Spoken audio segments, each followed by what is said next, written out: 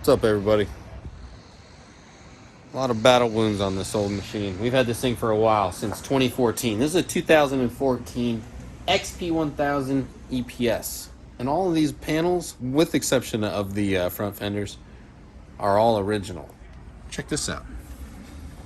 This is actually a piece of conveyor belt that I stitched into this body panel just because I didn't want to buy a whole new plastic piece.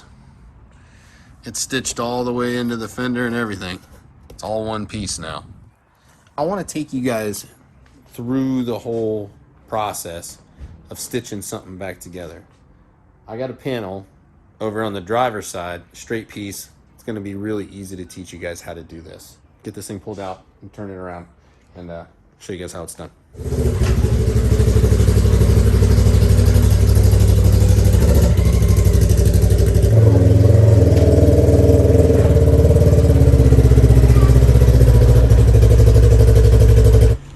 So the piece that we're going to be taking off, is basically this panel here.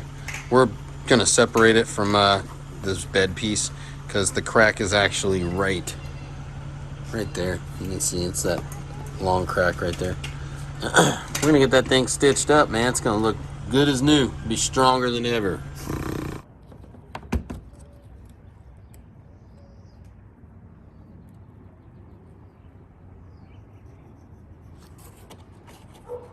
I think this one's going to be pretty easy. This is a good one to show you guys. So basically, first things first, we're going to get our tools together. All right, so when I do this, I normally use a couple tools. I got me a drill with literally probably the smallest bit I could find in my toolbox, some basic needle nose pliers, some dikes, diagonal cutters, whatever you want to call them. That's RTV, little trick.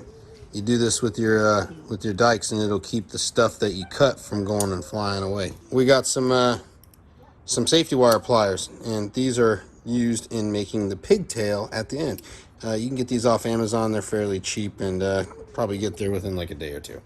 All right, so first things first, we're gonna go ahead and take our trusty dusty drill and we're gonna start drilling all our God holes all the way down this thing. Make sure you keep your holes lined up directly across from each other. It's gonna make your stitching look the best. Ready?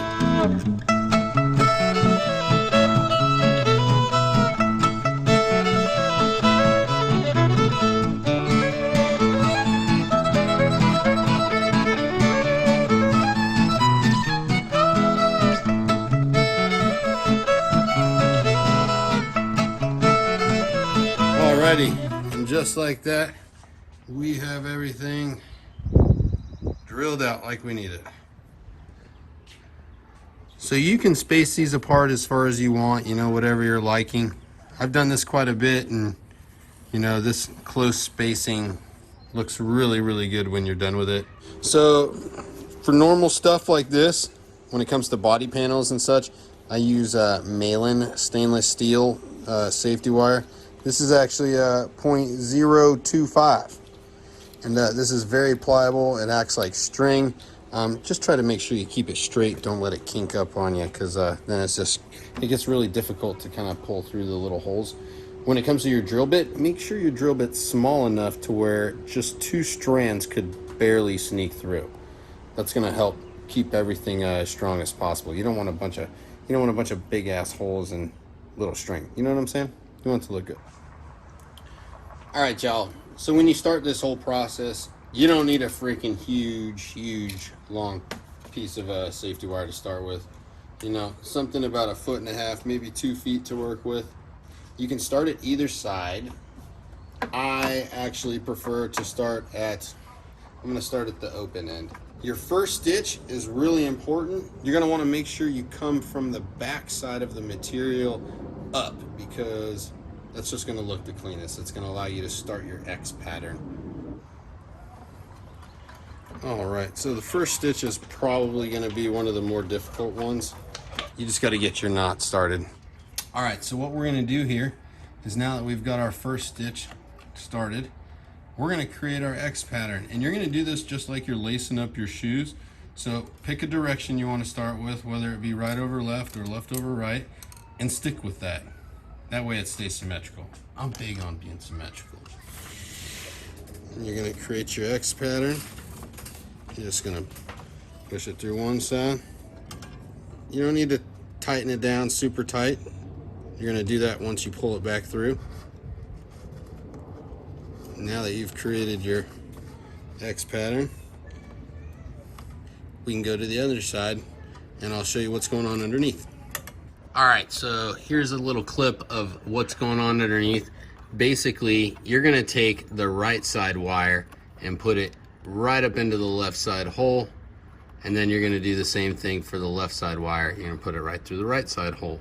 This is gonna give you a little circle stitch, kind of like this, and then you'll be able to pull it tight from the top side.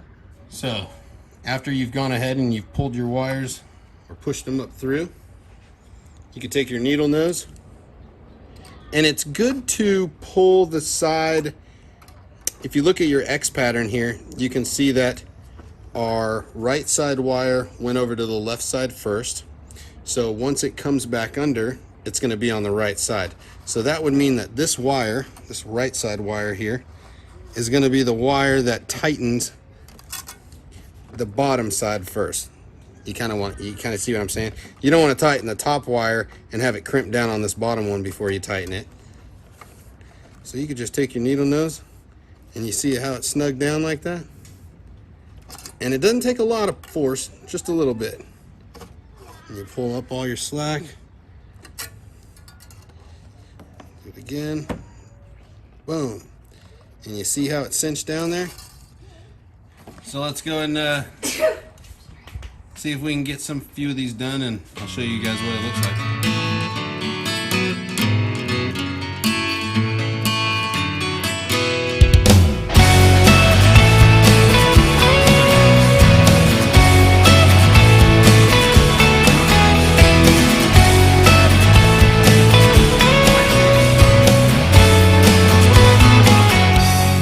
Alright, so now that we've gotten our first few stitches done, we're getting towards the end of our little strand of wire. I want to go ahead and show you guys how we're going to finish this little stitch off. All right, guys, so once you get to the end of your strand, that is when your safety wire pliers are going to come out. Basically, you're going to leave yourself, a few inches of wire left over, so that way you can make your pigtail. Don't make it too short, because if you make it too short, you're not going to have enough material to grab on with your safety wire pliers, and you won't be able to make the pigtail correctly. It's a big deal. Not really, but it's a big deal to me. So I'm gonna do my best to film this as good as I can, and basically right here you got your two strands. It's best when working with plastic to actually kind of push the left side or the right side over to the other, kind of like that, right? You don't want to bring them together like this, like a bow tie, and then pinch them together, because you're going to have a little bit of slop right there.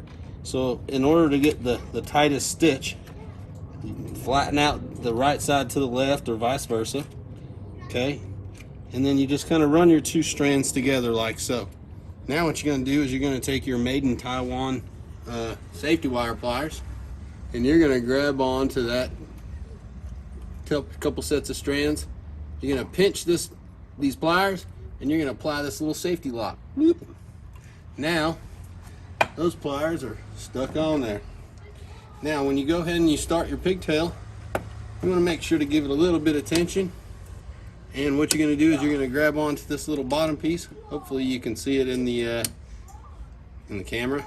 And I'm just going to pull on this bottom piece, and as I pull it, it's going to start to make the wire twist. So we'll do that now.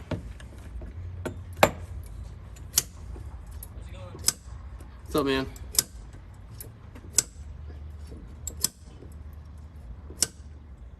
So you want to make sure that you don't go too much, because it will just literally snap off and break. So there's a nice good safety wire little pigtail there.